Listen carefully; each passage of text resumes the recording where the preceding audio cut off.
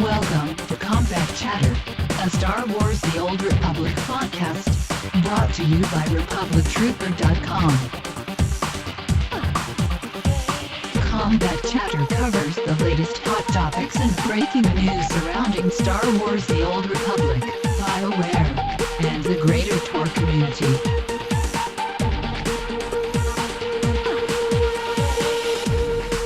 All right, what's going on, internets? It feels like it's been longer than it has, but it's only been 2 weeks since our last show, so that means it's time for Combat Chatter, Episode 5, hosted by myself, Andy at Republic Trooper. And we have our usual crew with us here tonight. Dave and Mike from Republic Trooper are also here again with us on the show. And we also have some very special guests. We've actually tried to get them on the show before, but they had some better things to do, like attending the second BioWare Fan Site Summit in Austin. So I guess we'll give them a pass for that. But welcome to Aaron and Corey, also known as Jesta and Narf, from the brains that are inside the droid that is the R2-DB.com database. Welcome to the show, everybody. What's going on? Hey, everybody. What's up? Hey, troops. Hey, guys. Hey. All right, everybody's here. We got 5 of us tonight. There is definitely a lot of stuff going on out there in Star Wars The Old Republic land, and we are going to try to cover as much of it as we can in tonight's show. But first, we wanted to talk R2-DB. So, Jesta and Narf, thanks for hanging out with the show. And why don't you tell us a little bit about what's going on over there, what you guys have going on at R2-DB? We're pretty much trying to turn the whole item database concept on its head on R2. That's kind of the easiest way to put it without rambling on for like an hour about what we're trying to do. Trying to take your traditional item database, put some Old Republic in it, and do some cool stuff you've never seen before. And pulling in some of the features that we love from other websites, like the question and answers and like MOBA Fire style guides, and just get everything all in one place and have a nice social place. So much like the droid you guys have kind of named yourself after, you're going to break the mold. You guys are going to be the database that stands out. Sure hope so. Yeah, I know that one thing I really liked about the site is if there's something new that's come up, I can just sort of check the site at a quick glance and see that there's new news updates and new information for me to check out when I have a free moment. So I really like that aspect of your site. We're trying to do that, a little bit of that Reddit or Dig style, news aggregation too. We don't want to make the content ourselves, but we really want to showcase other people's content and then lead them to other sites. Maybe you'll find a fan site you've never been to before. But how long have you guys been around now? It's been over a year, right? We've been working on it for about a year and a half, but it's been out for just a little over a year now, at least publicly. Okay, right. So yeah, so it's been out for a little over a year, and I mean, you guys have built up quite a big community. Kind of to Mike's point, there's lots of sites, lots of fan sites, lots of news items going on there, and now it seems like you guys are getting ready to start populating database stuff with the NDA drop. Yep, we've pounded really hard on the social aspect of what we think the database should have for the past, year and whatnot. We've also been working really hard on the item database too. Unfortunately, it's just not quite there yet. Well, yeah, it's kind of hard to work on the item database when you're not even entirely sure of what the data you're going to have to be displaying is, right? So it's useful to have data, and now that we can give you data, we can start working on those features and making sure they work well. With the kind of aggregation you guys do, that will really, really, I think, help strengthen the community as far as, hey, if people are still active, then you can see what's going on in the community from other sites through you guys. That's one of the big things we wanted to try to do, was make sure that, like he was saying, we aren't out there to put out our own content as far as like news or blogs or anything like that go, but we think having the aggregation, kind of like a Twitter type site for your news for R2, like you could, on R2 you could actually go follow Republic Trooper, Darth Hater, Ask a Jedi, and the fan sites that you read, and then you can just come read all your news on R2 and then follow through to their links. And you guys kind of have like the Reddit type system where people can upvote what they like and follow it as it comes down the pipe. Yeah, I mean, one of the way we kind of look at it is we're trying to model it to be a supplemental news source. I read a lot of Tor news on Twitter, and I follow the hashtag and all that other stuff, and that's primarily how I get my news, and then I'll follow links and stuff. But we also want to build that into our system so that if you want to use that as your social media outlet, that's where you could get your news and get redirected everywhere. And from the fan site's perspective, We want it to be on your checklist of, oh, I need to set up a Facebook account, and oh, I should set up a Twitter, and oh, let's add an R2-DB profile to our site. You know, we want that to be one of those things that is just kind of natural to fan site owners. It definitely is, because, being a fan site owner, I hit your guys' website every day as part of my daily news process and all that stuff. You're upvoting yourself, aren't you? I give myself one, yeah. When I post it, yeah, I give myself one. That's what it's there for. Oh my God, Andy, you're so corrupt. I know I am. I'm gaming the system. No, but it is really cool. So what does it take from you guys? What does it take to put into this? How much time and effort? How many other people are on the team? What does the overall kind of behind the scenes look like with R2-DB? It's pretty. All of the code is Corey and myself. We've been working probably at least 20 hours a week for the last year and a half on this project in our free time. We've built kind of a wonderful little community of moderators and of some people that do art and give us a hand, and just people that like the project, that have wanted to join in and give us a hand. That's what we generally dub our galactic librarians. They're the ones keeping everything in order. I'm looking very forward to seeing what you guys have coming down the pipe. Now, you have a really cool feature that you were just talking about this week, where you can actually link and visually see builds anywhere. Is that correct? Yeah. Yep. Well, anywhere that would run the powered script. Yeah, any website that uses our script. We originally were going to try to put them in tooltips, and we decided that they didn't look nice. So we decided, why not just let you embed an entire talent tree in your blog or your forum post or, your news article or whatever else you're writing, a guide, something like that. So that way you can just see the talent build without saying, oh, this is the talent build I use, and you have to click this link to go look at it. That's awesome. Now, you guys say you have some really cool stuff. I know it's probably more secret than, an exhaust port on the Death Star, but you guys want to hint at anything that might also be coming in the future? Very soon, we are planning on revamping how our tooltips work. No longer are they going to be the mouse or the tooltips that follow your mouse around, and when you mouse off of it, it immediately goes away.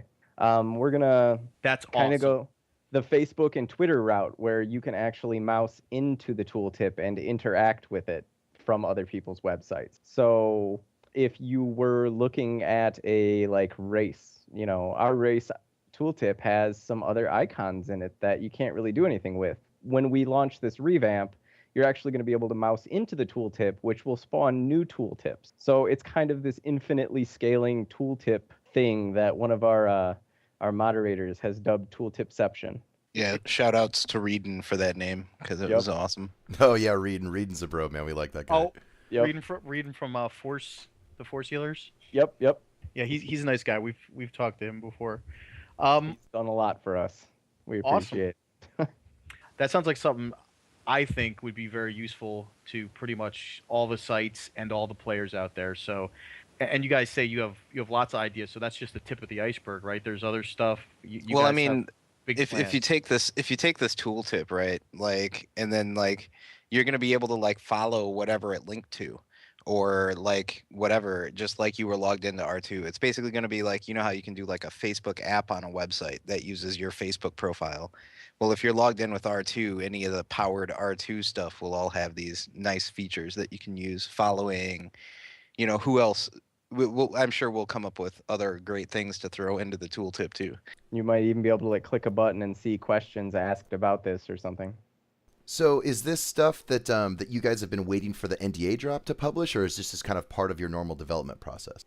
We haven't necessarily been waiting for the NDA to drop for the tooltip. We were focusing a lot more on the social side because it's what we had the information for. But now that we can start working in the data and start coming up with things like talent calculators that people really want to use, now it's important for us to have these features that we've been talking about for a while. So it's just a part of the development process. It's kind of a scheduling issue more than anything. Yeah. We realize that we're going to need the awesome tooltip soon, so we have to make it. Right. Speaking of your calculators, I actually just saw those the other day when those went out. Those are really cool. You guys did a good job with that stuff. So we worked pretty hard on those. There's a few features missing still, and we've got a few cool other features we're adding to it that you haven't seen anywhere else on a talent calculator. Oh, really? Care to elaborate, or is that top secret? we should probably make sure it works before we Yeah, it's a good idea. we Right? commit to it. So what else do you guys have coming out before, say, the launch of TOR? Is there anything specific or any new big feature that you guys are kind of saving for like launch day or launch week or anything like that? I think the tooltips are definitely going to come out pretty soon. We're already doing some internal testing and just have a short list of bugs on exactly what needs to get fixed. We just put our guides up, which we want to publish how to do embedded talent builds in the guides. That actually already works, but we haven't told anybody how to do it yet. The stash, we posted about that really recently. It's already there. It still has some work it needs done too. That's actually a new feature, I think, in an item database too. The ability to basically save a link and drop it into this little collection bucket, basically like an inventory in your game. It's a really neat little feature. We're also going to be having like badges, reputation, and as you earn more reputation on the website, you'll be able to moderate more of the site. Because as you know, you become more of a valued and supporting and contributing member of the community, then you have more powers to fix other people's broken links or fix the formatting on a post for them if you wanted to. So kind of like a wiki for the game as you become more active in the community. Exactly like a wiki. I don't know if you've ever used a site like Stack Overflow. If you're not a programmer, you probably haven't. But it's basically a community moderated question and answer site. And it's really powerful. And having the editing tools is really neat. I mean, I've got a lot of rep on Stack Overflow. I used to game that all day. It's actually kind of what started the whole project, but I don't really want to go into a ton of history on that. So we know if anybody searches for anything on how to do Trooper, we know like what will come up is republictrooper.com no matter what on your site, right? Yeah. I mean, right. Yeah. No, I don't think we'll it works have to add that. Yeah. it's not in yet. Oh man. Yeah, no, that's definitely not there. But yeah, the stash is actually really cool. I saw that. I think that went up maybe like a week or two ago. That was pretty groovy. And kind of like Corey said, it looks exactly like an item inventory. It's like and if you're playing the game all the time, you're used to that format and that layout, and that's definitely a pretty cool feature. Oh, go Still ahead. very experimental though, and there's some quirks with it that people with other browsers, it doesn't work all the time on some browsers, but we wanted to get some feedback on what people thought about it and what they're using it for. Are they like collecting their favorite helmets, trying to find the best in slot helmet or something? What are you doing with it? Something else I wanted to ask you guys about was, which I mentioned earlier, was you guys were one of the lucky 13 to get invited to the Fan Site Summit 2 at BioWare Austin. What did you guys think about that? How was your experience? It was a pretty fun little journey. The flight back was probably my only complaint, just because there was a massive storm traveling across the country. But other than that, like it was kind of unreal. It was great to be able to tour the BioWare facility in Austin and get a chance to play the game. We got a chance to play some level 50 content. It was a lot of fun. We got to meet a lot of the other fan sites too, which is great because I mean we're like I was saying earlier, like we want to make tools that are usable for all of the fan sites. Like that's kind of our goal. So we want to be like a discuss comment system potentially, or a dig or a Reddit style voting system. Those sorts of things, we need the support of the fan sites as well. So it was great to be able to meet all of them. They were all awesome. One of the biggest things that people were asking for us on when we were at the summit from the other fan sites is they wanted to be able to embed our voting system in their website. So that way, their users on their site could vote for their content. So we're kind of weighing that out and seeing how we can do it right now. That would be so awesome. That way, like you have a Facebook like button and a tweet button. Well, you can have an R2 button that will vote it up on R2 and make it more popular in our aggregation system. That's a great idea. I would put that on every page of content that we had. That's a good idea. So about the Fan Site Summit though, like how did that come about? Were you guys able to attend the first one, or was this the first time that you were out there? This is the first one we've gone to. Last year, I think we were, or wait, it wasn't last year. It was earlier in the spring or something. We were still relatively small and, still working away on features and didn't have really much to show for it. So we were fine.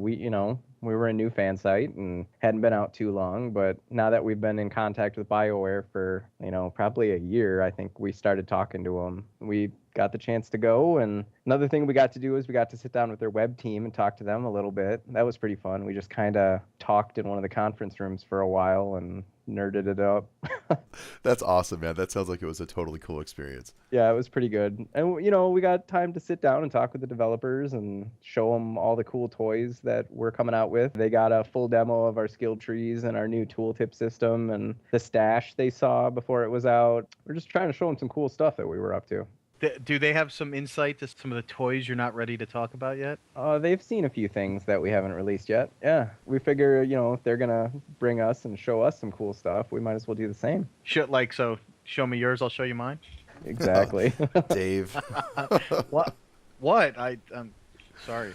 We know that though they don't have a timeline on it, they're going to put in an API sometime after launch for modding. They've said, especially Georg Zoller very vocally, that they just want to make sure they do it absolutely right. Do you guys have plans to plug into anything in-game to connect to R2? If we can, we'd like to.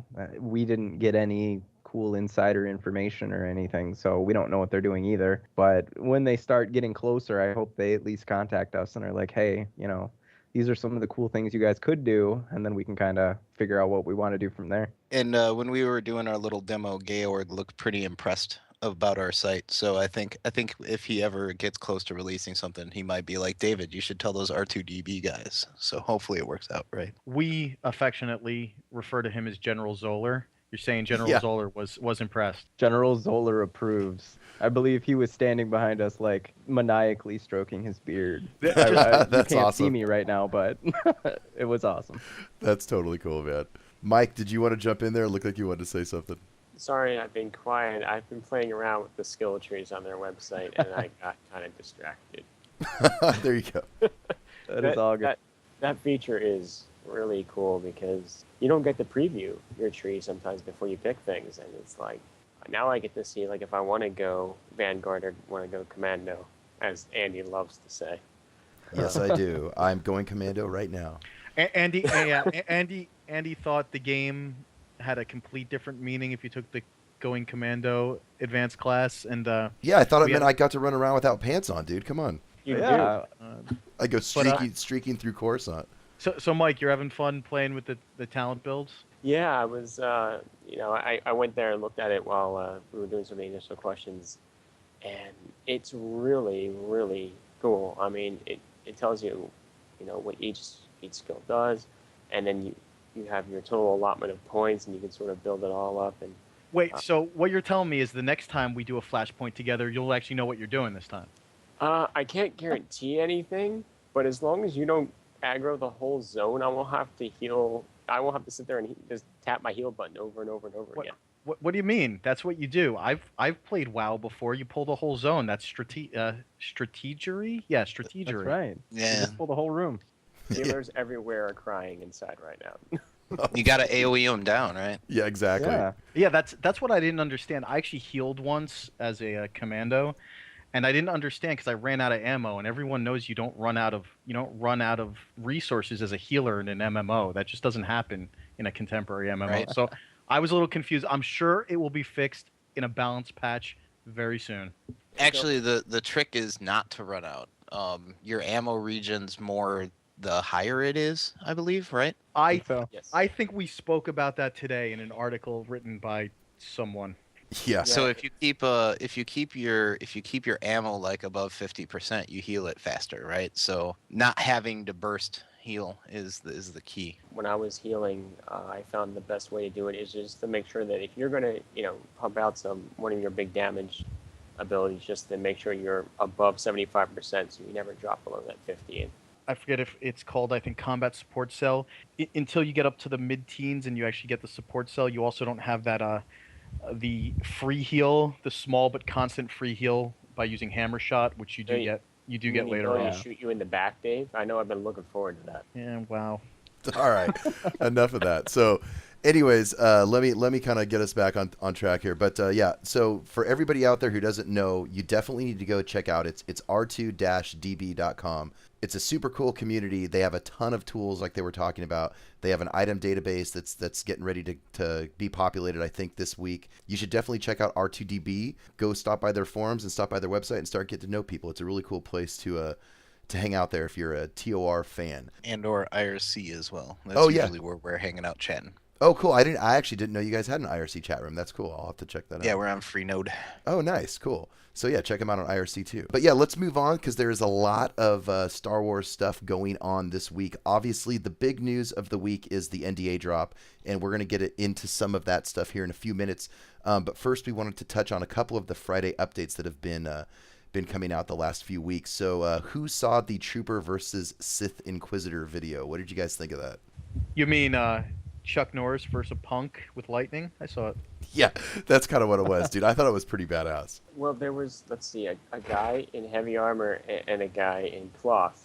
I've played some RPGs before, and I remember you always ganked the guy in cloth first. So The thing that I think is interesting is they started the whole kind of choose your side stuff I think it was like a month ago. Everybody knows, each side has an exact opposite, right? So like the Trooper Nemesis is essentially the bounty hunter, right? They have different abilities, but they essentially have the same result. So I would have expected them to do a choose your side, like Trooper versus bounty hunter, or like, Sith Inquisitor versus Jedi Consular, or whatever it may be. I was actually kind of surprised to see a video of a Trooper against a Sith Inquisitor, because I don't know. I mean, for me, having played a Trooper a lot, I don't even think there's a matchup. I think a Trooper would destroy one every chance. Well, then I'm wondering how long it'll be before we see Bounty Hunter versus Consular.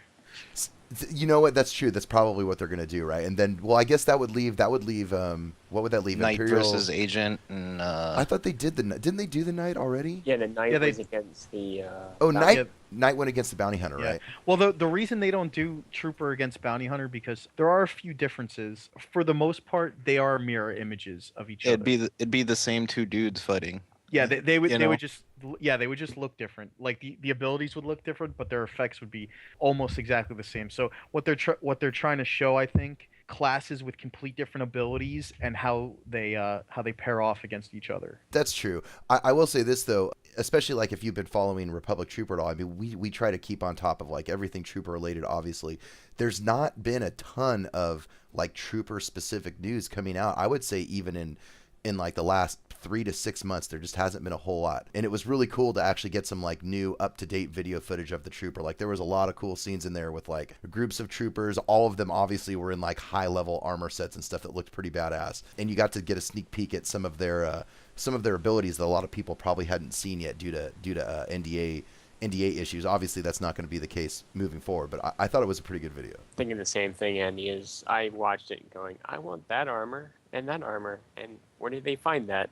Next up was the Bringing Down the Hammer Flashpoint preview. Who here got to watch that video, or who here has actually done the instance? What did you guys think of that? I've done. I've done it multiple times now too. Yeah, that was the one we got to play at the fan site, I think, too. Oh, did you get to play the bugged version or the non-bugged version? Because that was actually one of the instances they were having a lot of problems with. It had a few bugs, but it was overall fun. We actually had more problems because one of the guys ended up dying a lot. Oh, so you just had somebody dragging down the group. Yeah. You know what I like about I Bringing think it Down- might have been me. Oh, that's funny, dude. Oh, I got it. What I like about Bringing Down the Hammers, if you do it at the appropriate level, it's hard. I mean, it's challenging. Yeah, you you- have these like raid mechanics built into these flashpoints. It's Yeah. crazy. And I'm going to preface this by saying, no, I'm not someone who thinks a game should be masochistically hard, okay? But I do think things should be challenging, and I hope they keep the level of challenge like there, because I mean, after you die a few times and then kill a boss, it feels like an It feels accomplishment. so much more accomplished, yeah. Exactly. Yeah, it was pretty difficult. I mean, the first time I ran it, I went in with a group, and I think I was the lowest level. I was like 17 or something, and everybody else was 20. And dude, it took a long time. We wiped a lot, especially the last boss. The last boss is like unusually so hard. But everyone's like crying about him, and I hope they leave him the same. It's like, make him difficult. If that means you have to go level up another level or two and go run it again, I'm totally cool with that. I don't like it when it's like easy peasy anymore.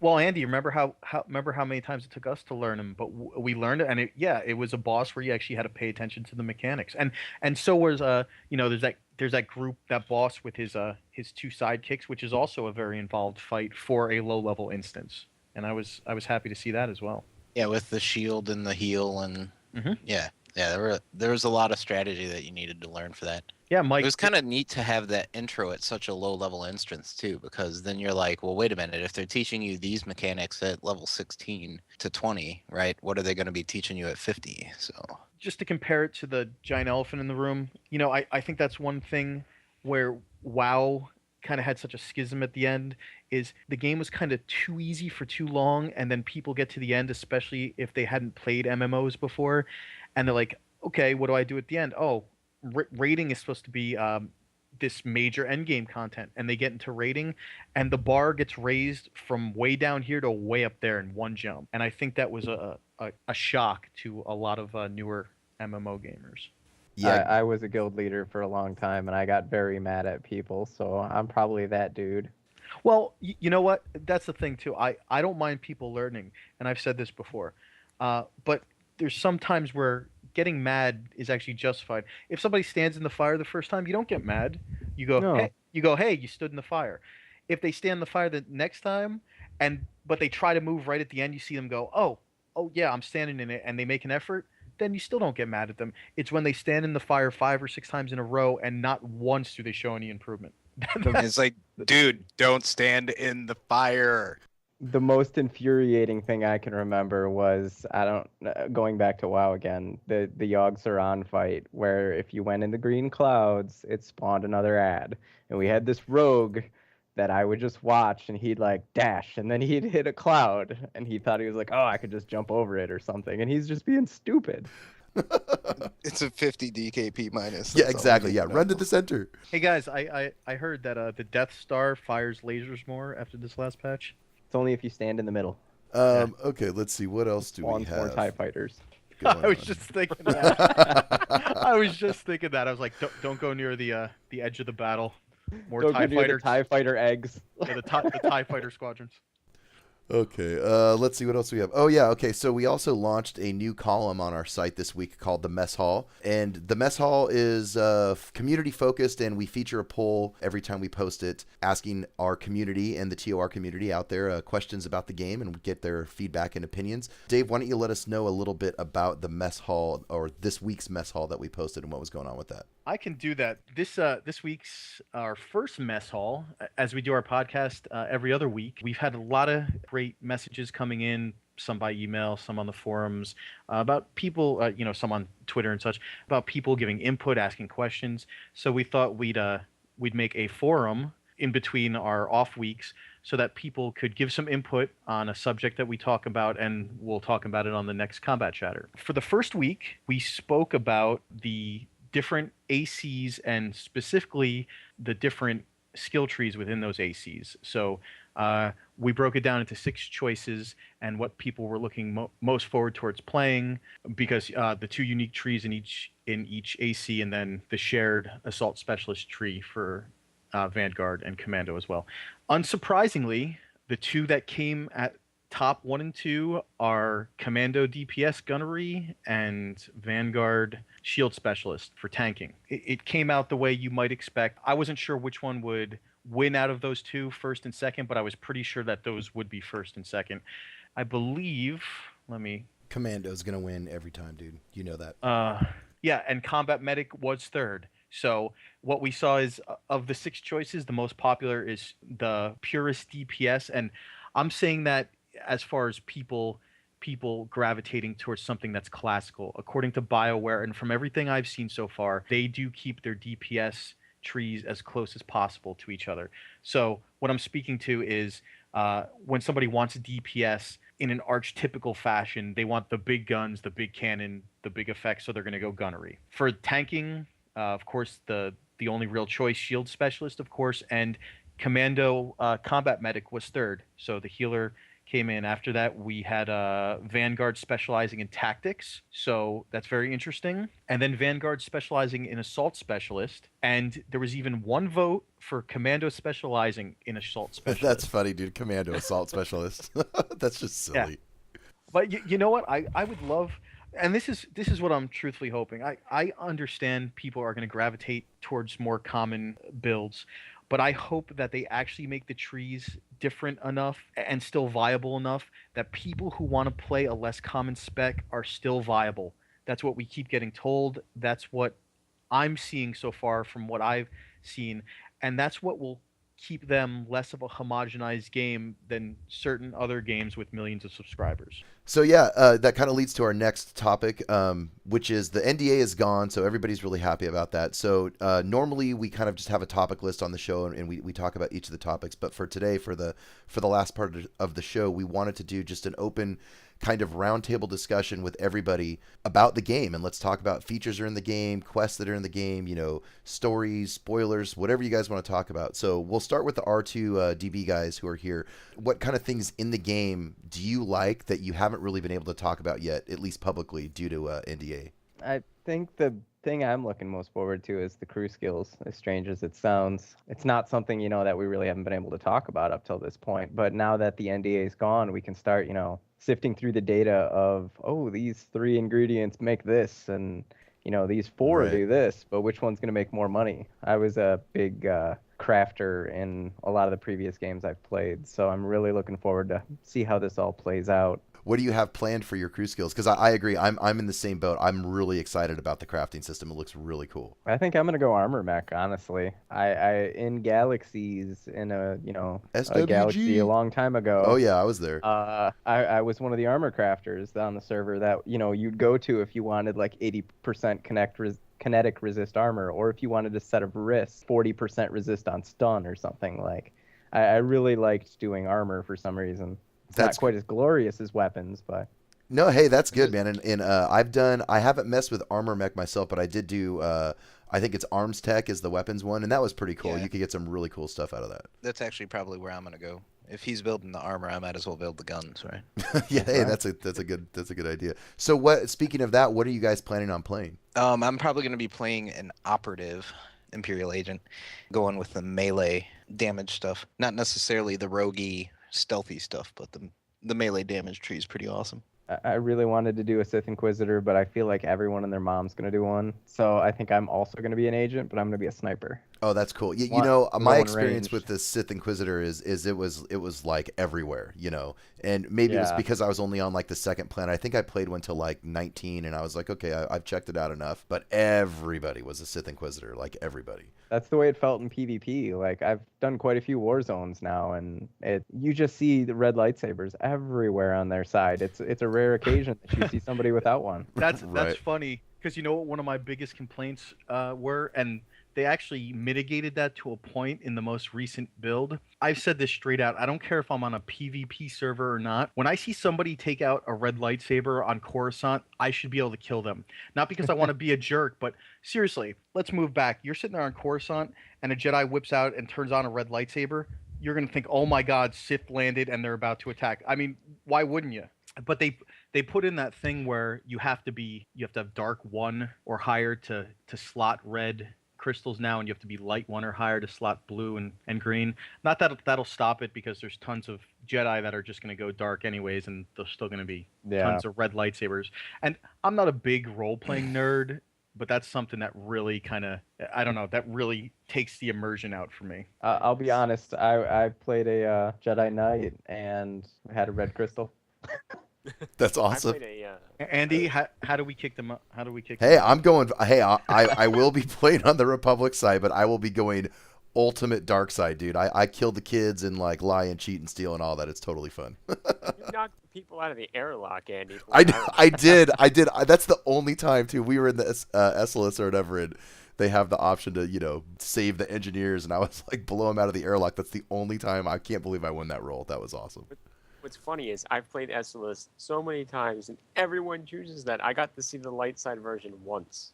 Well, it's like 5 more minutes. that you got to do if you choose the light side version. Yeah, gotta you have to work go for it. downstairs, and there's a bunch more of those elite dudes down there, or whatever. That's sad that people are already looking to shorten the time of the instances, and we're not even out of beta. No, I don't care. I would have done it either way. I think we ended up having them vented when we played it. Yeah, but then we saved the other chick. Oh, see, I was trying to kill her too. I tried to kill haven't her been... too, but Right. Yeah, but Nobody ever wants to kill her, dude. And I'm always like, come on, guys, let's kill her. Everyone's like, yeah, we're not doing it. All right. I Next haven't time we even run seen it. SLS, we'll murder the Twilight chick.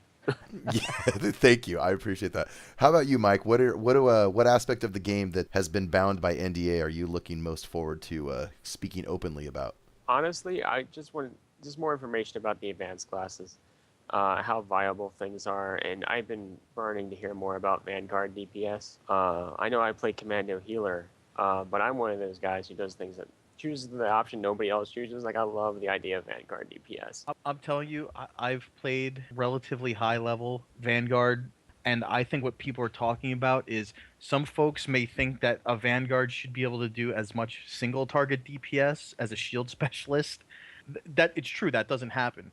But even a shield specialist, if you use your abilities right, especially your AoE, you can do more damage with close-up AoE between explosive surge and pulse cannon, and it's ridiculous how much stuff a Vanguard can kill at the same time. But yeah, if people are expecting a Vanguard to do single target DPS as well as a DPS spec, I don't even understand why they would think that was a realistic expectation. Yeah, I mean, people always get in that mode though. They're like, oh, well, this guy can just blow all this stuff away, and it's really hard for me, and this and that. And I'm personally like, I kind of like it when it's somewhat imbalanced like that, right? Where it's like some class is the ultimate damage dealer, some class is the ultimate healer, even though there might be others, I guess. But like you said, like I think Georg said it in a different interview, like they're really anti like theory crafting. They've tried to balance the game to what they said it's like 98% balanced or something like that. So It's pretty balanced, yeah. Yeah, I mean, that's been my experience, right? Like, and I've played I think I've played 5 of the different classes across both sides. I played 2 or 3 Republics and a couple of Sith, and everybody seems to be able to do okay solo or do okay in a group, as long as you kind of know your role. And it makes for some really interesting team comps too. That's the thing that's really interesting. Like, there was this one time that we were like hanging out looking for a healer forever because I'm like the melee damage spec, and eventually I was like, well, I can off heal, and so can this other guy in our team. So like, why don't we just find another off healer and like 3 heal it? And it totally worked. Like, I was standing up like in the fight doing my backstabs when the other guys were healing, and if anything big ever went down, I was like the guy that emergency healed with the long heals, Nice. And it totally worked. We made it through. It was kind of a pain in the butt because we're all like hybrid. We were all playing off spec basically, but it totally worked. Just not even having any points in the medic tree. I was like level 20 something, and we did a 4-man, and it was easy. It played. That's one of the things I've noticed is a lot of people, like even with the trooper, a lot of people are going to pick commando because, like Dave was saying, that they're DPS, right?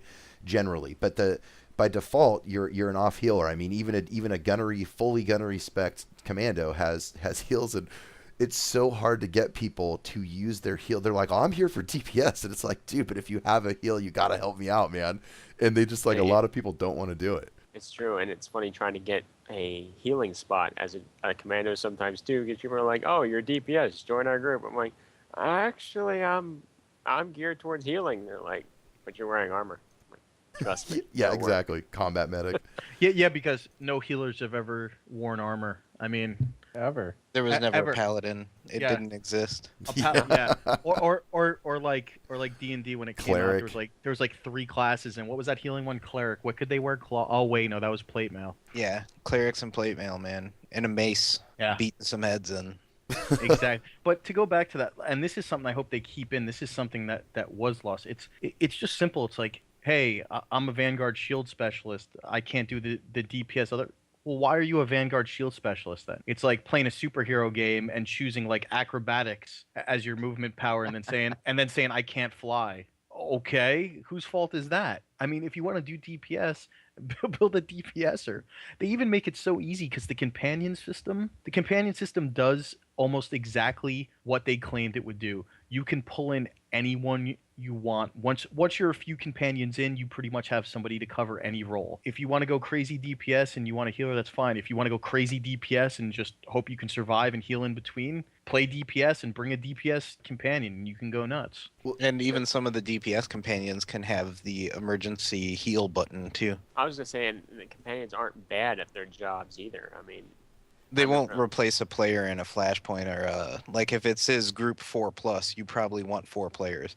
I did a couple of group 4+s with a 3-man plus a companion, but it's just a lot easier with 4 people. Oh, obviously, yeah. Unless it's all troopers. We will say that we did a couple 3-man all troopers, and all trooper squads are kind of. It was ridiculous. We destroyed. Well, you got so much AOE. That's what it was. We laid waste, man. We ran through. Was that S-list that we did? I think we did it in 40 minutes. And we watched all the videos and stuff. It might have been S-list. I don't know. I sneezed and we were done, so I don't remember. It was pretty ridiculous because Dave was a Vanguard, and I think Mike and I were both commandos, and I mean we just barrel rolled through it. That was the hands down the easiest run I had done. It was also one of the most fun runs I've done. I have to say. That was the only downside is we were all fighting for gear.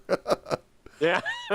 But yeah, that's that what I was. good. That's what I was going to mention was the companion system. That's my thing. I think the companion system, the way they've implemented it in the game, is super freaking awesome. Like how, to your point, the companions actually do their job. So if you want a DPSer, you can bring in a DPSer. If you want a healer, you can bring in a healer. All that kind of stuff. I also love how they interact with the crew skill system, and they actually do your crafting for you. So it's kind of like fire and forget, because there was nothing worse than back to like WoW days when I wanted to do a lot of crafting. It's like, oh man, I got to make 10,000 bolts of linen and stare at a stupid status bar for an hour while I'm crafting all this At least stuff. to make a bolt of linen, you didn't need to find a loom. Yeah, exactly. Like it was a real pain if you were like an engineer, because you needed to have a forge and something else, and it just like having to be in a certain location to craft items was silly. Oh, I agree. Your companions sell your gray stuff for you. Oh yeah, that's really useful too. That's cool too. Somebody just the other day we were playing, and somebody was like, oh, my bags are full, it's too expensive, and somebody was like, dude, do you have a companion? Have him sell off your crap. And they're like, oh, I can do that, and it only takes like 60 seconds or something. They just disappear. Yeah. If they aren't already with you, like they just take all your items and go. That's awesome. That's actually something. Well, I'm not saying they took it from something. Matter of fact, I'm a big fan. If something works in the industry, it should be stolen, as people said. Of course, it should be adopted. I mean, this is a genre, and you want the genre to move forward. Well, they have area loot now too. That's pretty awesome. Yeah, the area loot's awesome. But the first time that got used a lot, in my experience at least, that I came across it was Torchlight. And Torchlight, Dungeon Siege, I think you could have someone go sell stuff for you too. But it's just a great feature for almost any game.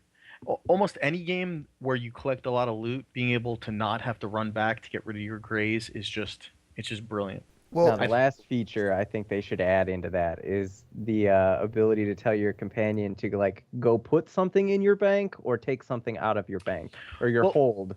That would be really cool for like your green items or stuff you want to save to put on the auction house later or something like that. Yeah, or like we're going up and we're having trouble on this boss, but I got a bunch of stims in my cargo hold. Let me go grab a stack of 20. Hey, companion, thanks. Have you guys seen the most recent build from just last week? I haven't gotten a chance to play it yet with the whole NDA thing. Okay, right. Well, oh yeah, you guys have been so busy. One of the coolest things they put in this new build, I'm going to tell you, brilliant. When I read it, Andy and I were both like, yes. When you craft now, it will take mats out of your cargo hold. So you don't even have to have them on you anymore. You can all sit on your ship. Because it was such a pain in the butt going to have to carry that shit with you if you wanted to be sending someone to work on something. Exactly. And not to mention the cargo hold is on the ship, which is supposedly where they're working on the thing. So it just makes sense. Well, and on top of that too, another cool thing about it is as your companions are crafting your items, right? When your item gets completed, obviously it pops it in your inventory. If your inventory becomes full, it just queues it up. So as soon as you clear out some inventory space, all of those items, they don't just go away and your guy doesn't stop crafting. But I think the thing I've kind of noticed the most, just around all the game mechanics, like around crew skills and companions and even the questing system and all that, is they've done a really good job at keeping you playing the game And, like as an MMO player, like I'm used to all the mundane stuff that comes with MMOing, right? Like grinding and crafting and all this other crap. But with this game, it just seems to me like there's a lot more time of me actually playing the game than me doing all the like menial tasks, The throwback to me there, the only thing that I really had a complaint about was travel time. Like at low levels, it feels like you're moving these epic distances to go kill some dude. It's like That's true. That is you're true. running forever. But once you get like the speeder bike and other stuff, it's way and like when I got up to the speeder bike, I was like, man, I just keep playing. There's no Right. reason to stop. You didn't have to sit and grind in a certain area to collect some piece of loot or something. You could just keep playing it. Well, and level 14 is a game-changing level because that's when you get sprint. Yeah. So it increases Yeah, your sprint movement makes speed. it way. Oh, nicer. yeah, because it's funny now because it's a toggle, right? So you can leave it on all the time, and if you accidentally ever turn it off, your dude moves so slow. You're like, what the crap? One thing about the world sizes, and I've run back and forth a lot, so I can understand that. But people will say, "Hey, there's a lot of travel time." If there was almost no travel time, the game would seem so unreal. It's not even funny. If you just got quests and you ran out and they were each like 10 feet away from each other, the game would seem wonky. It does take a lot of time, but it makes the game feel real. It deepens immersion at the same time of sometimes going, I got to do this. Well, I was just commenting on like the whole like, it felt like I was always playing. At the beginning, before I got sprint, it felt like I was always running. But then once I got sprint, I was like in the game always. It was cool. The only other real beef I've had, and I know me and Dave have kind of talked about this too, is just when I play normal, like I'm a pretty social guy. I'm on Ven, I'm shooting the shit, I'm talking to people, whatever, while I play. But Ventrilo and voice chat does not mix well with this game. If you want to watch the cutscene videos when you're questing, there's nothing worse. It's kind than of that. annoying. And Because I noticed that too. Yeah, I'm surprised that they didn't actually build a client into the game that like makes it mute automatically. I mean, I know you can do it with like hotkeys and stuff like that, but I think that's something that they might want to do something about. I guess I don't know if they can even though. Yeah, I completely agree. There have been times where I'll try to listen to one of the like class quests or something. All of a sudden somebody starts yapping in my ear on Vent or Mumble or something. I'm like, hold on. Yeah, you're like, shut up.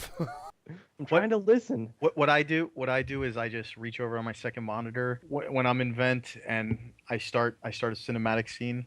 I just click the mute sound on Vent. 2 minutes, 10 minutes, however long it takes. When I'm out in the world again, then I just unmute the sound. It's pretty quick. That's why you ignore me for hours on end. So, anyways, like I was saying, guys, moving on. No, Yeah. No, Mike, there's other reasons I ignore you. That's just one of them. Oh man. Okay, I think we gotta kind of wrap this up, guys. We're starting to run a little long here, but One final thing, Andy. Yeah. Because this is important. We talked a lot about crafting. What do you not do with all the greens that you craft? Oh, dude, yeah, I'm a total retard on that. So. Guys, So, he was I will. Well, Not reverse engineering. yeah, well, I've been putting Yeah, them all in and the then auction he was house. I've been going, making like a I grip have of no cash, dude. use- He was saying I have no use for this blue metal. They have to put stuff in. I was like, use it to make your blue items. He's like, there are no blue items. I was like, are you selling your stuff to the vendor? He's like, yeah. I was like, dude, you reverse engineer them to learn blues, and then you reverse engineer blues to learn purples. Yeah, I was. Yeah, that's a really cool mechanic too. Yeah. That is a mechanic that I I would got love one to purple. try out.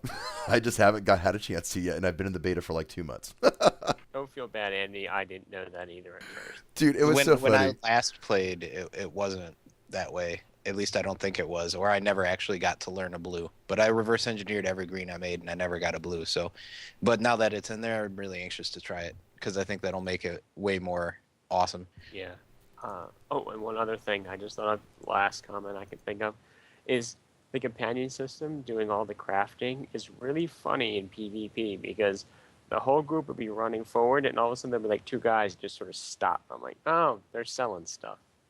Yeah, because that little window, the little mission finalized completed window comes up. Oh my, it's so funny. I can tell it every single time. That's funny, man. Yeah, it's like I'm under heavy Sith fire.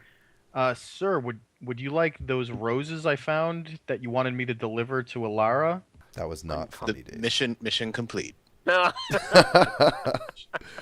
Okay, I yeah, have no, distracted your PvP game. there's definitely a lot of cool stuff out there. I know we're super happy that the NDA is gone. I'm sure you guys are happy that R2-DB can now start populating their database with all kinds of infos. So everybody check them out, R2-DB.com, actually R2-DB.com. If you forget the dash, it'll go there anyway. But lastly, I wanted to give some shout outs to some members of the Republic Trooper community. A bunch of our forum members, Maddock, Dunic, Elmdor, TIE Fighter, Troop, One Sick Clown, Farsath, Zawarpath, and Wolfman, along with the rest of you guys. You guys are awesome. You've been keeping our forums alive. There's been lots of great discussions going on out there, not just about the Trooper class, but about the game in general. And there's a specific tweet that I want to make mention of today because it really made me laugh. So we got a tweet this week from at Chris_Doffer, and he was responding to our Matrix Cube page that we put up on the website about how you can take your Matrix shards and convert them into relic items. And he gave me a hashtag internet brofist, which made me really crack up because it was hilarious. So anyways, hashtag internet brofist back to at Christopher and everybody else out there on our Twitter and Facebook. You guys rock. And guys, I think I can hear the music fading in the background there. So that means we have about a minute left. Any final thoughts before we close the show? Really? No one? No final thoughts? Yeah. Bueller, hello. Bueller. This game's gonna rule. Donuts are good. There you go. They are. Donuts are good. Cool. Okay, well, yeah, that'll do it, guys. So thanks so much, Jesta and Nar, for hanging out with us. R2-DB, you guys are awesome. We really appreciate the time. And like I said earlier, no lie, we are on your guys' website just about every day, if not multiple times a day. So there you have it, guys. That's it for episode 5 of Combat Chatter. Thanks to David Mike from Republic Trooper, and thanks to Jesta and Nar from R2DB.com. Be sure and check them out. As always, thanks to all the troopers out there for giving us a listen. Until next time, you have been listening to Combat Chatter, the official podcast of RepublicTrooper.com. We are out of here. Peace. You've been listening to Combat Chatter, brought to you by RepublicTrooper.com. Join the community at www.republictrooper.com, on Facebook at facebook.com/RepublicTrooper, or on Twitter at RepublicTrooper. Thanks for listening. Tune in next time.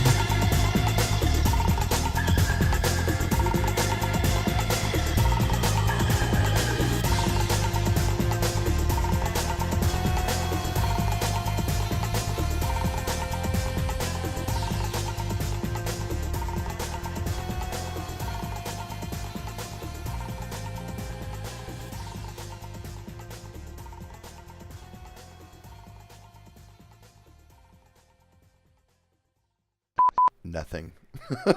Sorry, we were debating which one of us was going to talk first. Oh, no, Yeah, that's totally cool. We were having that staring at each other. No, you go. No, you go. You go.